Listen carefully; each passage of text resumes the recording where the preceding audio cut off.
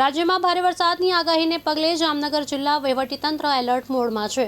જિલ્લા collector PB Pandya અને જિલ્લા વિકાસ અધિકારી નિશાએ નાગરિકોને સાવચેતી રાખવા અને તંત્રની સૂચનાનું પાલન કરવાની અપીલ કરી છે। વરસાદી પરિસ્થિતિને પહોંચી વળવા માટે જિલ્લા તંત્ર દ્વારા જરૂરી તૈયારીઓ પણ પૂર્ણ કરવામાં આવી છે અને લોકોને બિનજરૂરી બહાર ન નીકળવા તેમજ જોખમી વિસ્તારોમાં ન જવાની સલાહ આપવામાં આવી છે।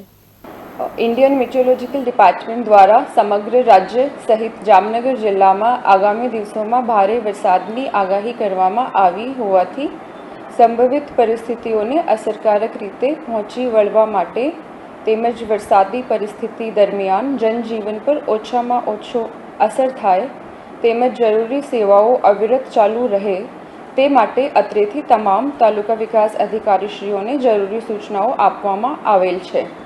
वरसादनी आगाहीना समय दरमियान तमाम गामना तलाटी मंत्रीश्रीओ तेमना सेजामां गामे फरजियात हाजर रहीने रात्रि रोकाण करवा जणाववामां आवेल छे।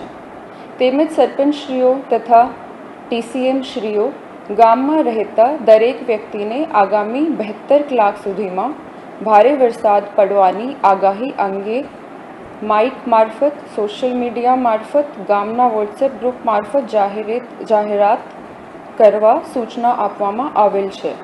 लोकोने स्थानांतरण करवानी परिस्थितिमां तमाम प्राथमिक शाळा तथा आंगणवाड़ी केन्द्रों खुला राखवा सूचना आपवामां आवेल छे।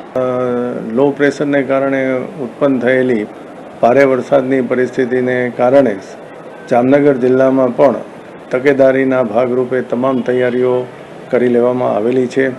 જામનગર જિલ્લાના તમામ સરકારી કર્મચારી અધિકારીઓની રજાઓ રદ કરી અને તેઓને હેડક્વાર્ટરમાં રહેવા માટેની સૂચનાઓ આપી દેવામાં આવેલી છે।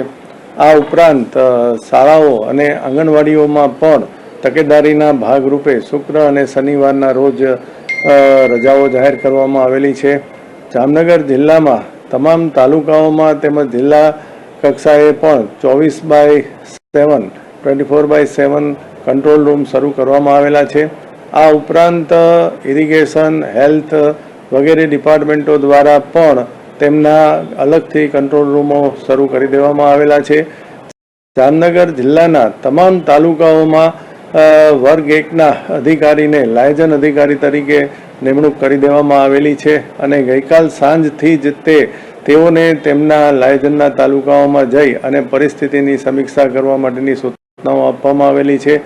આ ઉપરાંત ઇરિગેશન ડિપાર્ટમેન્ટ, આરએનબી, સ્ટેટ અને પંચાયત, હેલ્થ વિભાગ અને અન્ય વિભાગોને પણ સતત